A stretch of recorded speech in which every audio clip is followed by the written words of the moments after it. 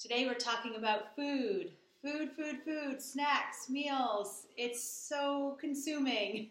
If you are following this on Instagram and Facebook, today I'll be talking a little bit about the snack hack that I have used with great success.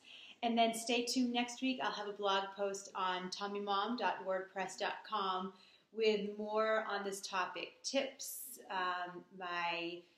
my shopping list, and some recipes that work for us. Okay, so here it is. I'm in the kitchen and I'm at the pantry. This is where I really spend most of my day. And it's just, it can be really stressful. There's 5 kids, they're hungry, and they don't like what I'm feeding them, or there's just so many variables. So one thing I started doing about a month ago was what I call my snack hack. And I made brown paper bags, and I filled them with an array of snacks throughout the day, and they had access to that paper bag whenever they wanted it. It was their snack rations for the day. And other than that bag, the pantry stayed locked. Literally, eye hook, locked. So no one can get in the pantry. And that worked awesome. I was amazed how much more mental space I had in my day because I wasn't dishing out snacks and slicing apples and cutting up carrots. It was all done. I did it the night before, and then I gave it to them in the morning, and it was done. I cooked them breakfast, lunch, and dinner. The end. Fantastic. Here's the downside to that. Apparently, it wreaked havoc on their teeth. We went to the dentist, and their teeth were not looking too hot. Our dentist said she actually sees this a lot in homeschool kids who are home and have access to food throughout the day. They graze, and they're not flossing and brushing and rinsing after each healthy snack. So that strawberry or orange is sitting on their enamel and eating it away.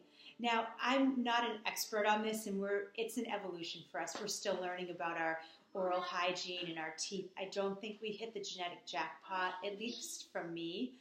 But the snack hack ended up going away. So my new strategy is they get a nice breakfast, they get a nice lunch, they get a nice dinner. At a specific time, they get a snack all together, the end. And they brush after each of those, which in a previous video I shared how we keep our brushes and toothpaste in the kitchen, and we still do that. We're all right here. You eat, and then you clear your plate, and you brush your teeth. And so that's how I'm working that, and it seems to be okay so far. Okay, on to the next topic, meal prep. It's just daunting. I don't know. I really like detailed lists. I like good food. I really like cooking. But none of that seems feasible in this season of life. So I've had to take it down several notches and make it very simple. So I want to talk about how we can make life less complicated in a lot of areas, but today in the area of feeding our families. I used to have this ideal image that dinners were big, elaborate affairs and peaceful and kind of like the pinnacle of the day, and it's none of that. So my priorities are feed my family a nutritious meal that's affordable and that does not require a lot of my time and energy. I am not concerned in this season about wowing my kids with their meals. I'm not concerned about them liking their meals. I'm concerned about getting healthy food into their bodies. And if they don't like it, they don't like it. We kind of have a rule that you have to try everything on your plate. There's no snacking in between that. This is what you get.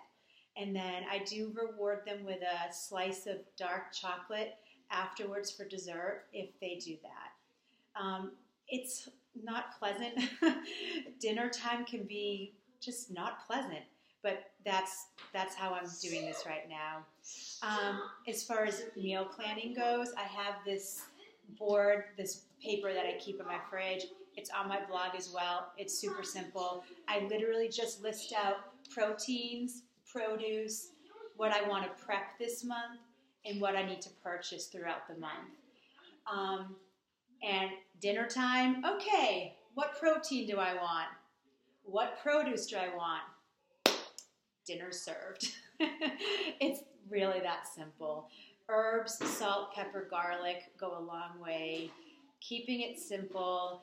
If it's in a crock pot, I will be cooking it. If it's going to be roasted and I can walk away, I'm cooking it. If I can set my oven to turn on while I'm at the gym so I come back to dinner cooked, I'm in. Anyways, I hope some of this is helpful. But really, the priority for me, and I think for you if you're a mom, is keep it simple. We and our culture tend to have a way of overcomplicating all of this. And so it may require swallowing your pride or your vision of what it all looks like, and to be able to think through, what do I really want? I want peace. I want margins in my day. I want my kids to eat healthy food. And I want to stick to my budget. That's it.